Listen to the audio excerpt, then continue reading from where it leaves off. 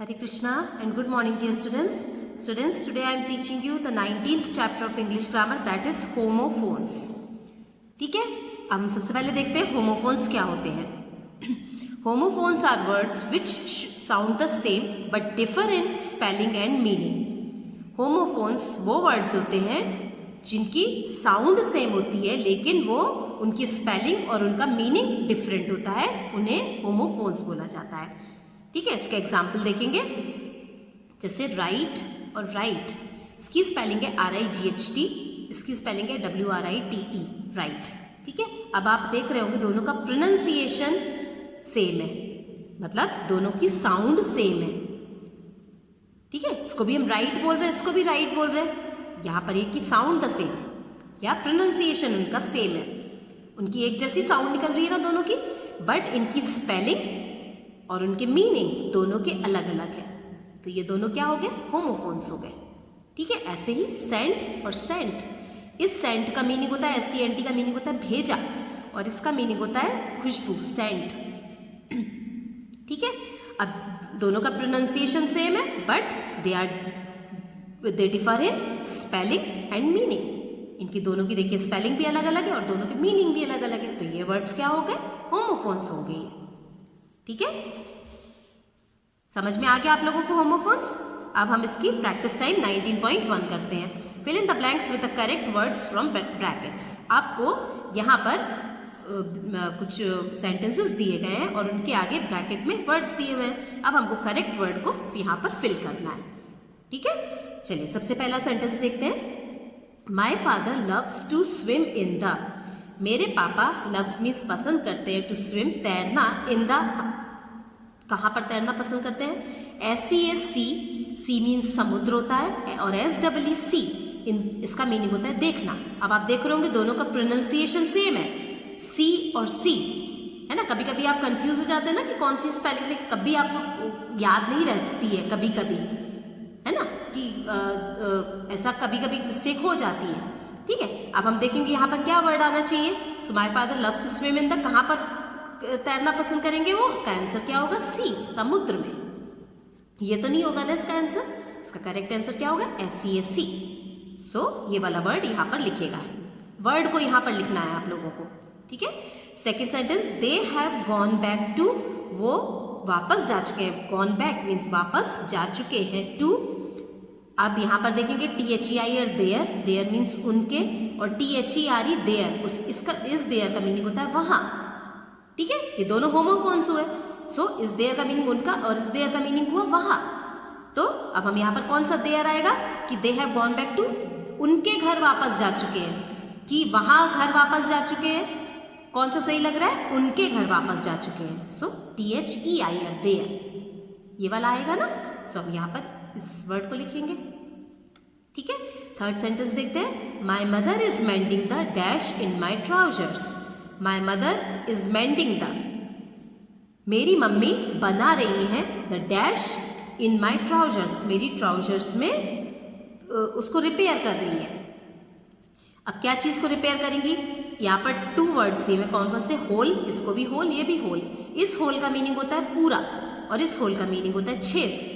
तो mummy trouser में क्या चीज को रिपेयर कर रही होंगी, छेद को रिपेयर कर रही होंगी ना. सो यहाँ पर क्या आ जाएगा, HOLE, होल इन माई ट्राउजर्स.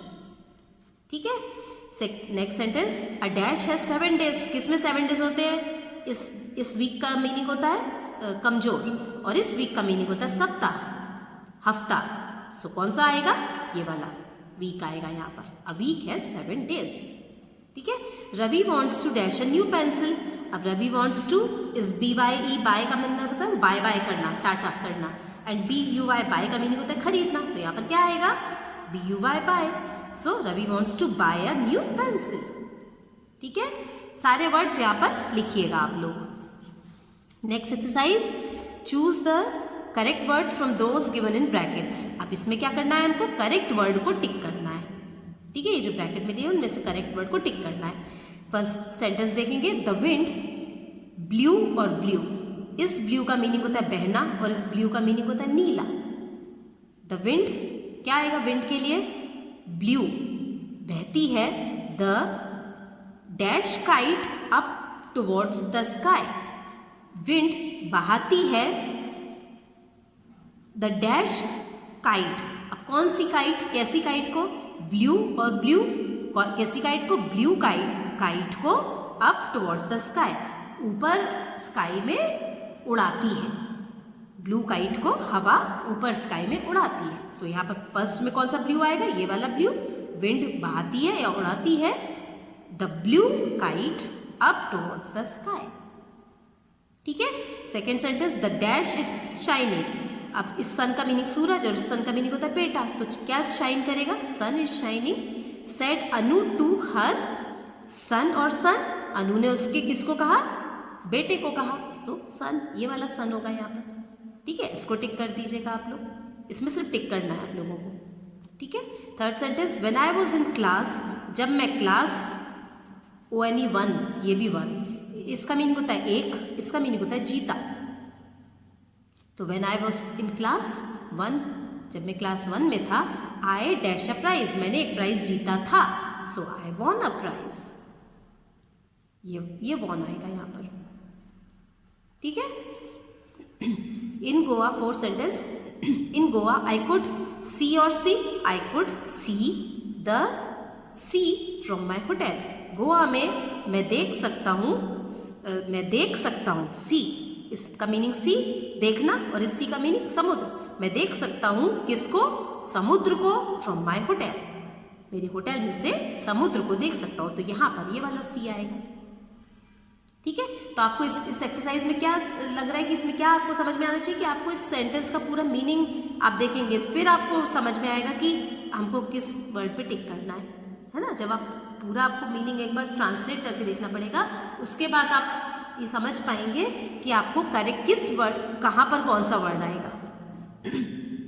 ठीक है। Fifth sentence, at the zoo I saw a, इस हेयर का मीनिंग होता है खरगोश और ये बाल। सो जू में हम क्या देखेंगे, hair as dark as my hair, यहाँ पर ये वाला हेयर आ जाएगा। ठीक है, इस हेयर पे टिक करेंगे आप। Okay, next exercise, write words that are pronounced in the same way as the ones given below but are spelled differently. ठीक है, अब हमको सेम यहाँ पर इस लेंथी वे में दिया हुआ है, हमको क्या करना है, write the word that are pronounced the same way as the ones given below but are spelled differently. इसका मीनिंग क्या हुआ है कि हमको यहाँ पर उसके होमोफोन को फिल करना है, जो कि उसका प्रोनाउंसिएशन सेम हो बट उसकी स्पेलिंग डिफरेंट हो। उसका मतलब क्या हुआ कि हमको यहाँ पर होमोफोन फिल करना है उसका। इस वर्ड का QUOTE, कोट, कोट होता है, और इसका हम आप सोचिए कोट, COAT, कोट। ठीक है, इस कोट का मीनिंग होता है कोई भी एक फ्रेज टाइप, किसी भी, जैसे शॉर्ट कोड होता है, जैसे मान लीजिए आप किसी भी टॉपिक पर कोई शॉर्ट कोड देख रहे हैं, जैसे कोट का एग्जैक्टली हिंदी में मीनिंग होता है उदाहरण। मतलब अगर जैसे मान लीजिए आपको कोई एग्जाम्पल देना है, तो आपने किसी की कही हुई बात को जैसे हम एज अ एग्जाम्पल बोलते हैं तो उसको कोट बोला जाता है। और इस कोट का मीनिंग होता है कोट जो हम पहनते हैं, कोट। ठीक है। सेकेंड वर्ड है वुड, इसका होमोफोन क्या हो सकता है, WWD, वुड। वुड मीन्स यहाँ पर विल का पास्ट टेंस है वुड, और इसका मीनिंग होता है लकड़ी। ठीक है। नो, इसका होमोफोन नो, नहीं, इसका मीनिंग है जानना। नॉट, NOT, नॉट मीन्स नहीं, और इसका होमोफोन KNOT, नॉट मीन्स गांठ। ठीक है।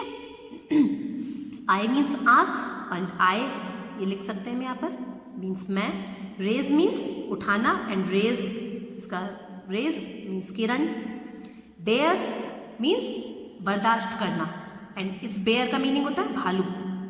ठीक है। हियर, हियर और हियर, हियर मीन्स सुनना, एंड हियर मीन्स यहाँ। ठीक है। वेट, वेट इंतजार करना, और इसका मीन्स होता है भार। गेट, GATE, गेट, इस गेट का मीनिंग होता है चाल, और इस गेट का मीनिंग होता है दरवाजा। ठीक है। तो आज हमने स्टूडेंट्स, जैसे ये वाले एक्सरसाइज में हमने अलग अलग वर्ड्स से उनके होमोफोन्स को लिखा है यहाँ पर। ठीक है। और आज हमने 19.1 ABC एक्सरसाइजेस को करा है। आपको ये तीनों एक्सरसाइज आपकी बुक में सॉल्व करनी है। So do the work and submit me on time. Next exercise we will do in next class. That's all for today. Thank you all of you and take care.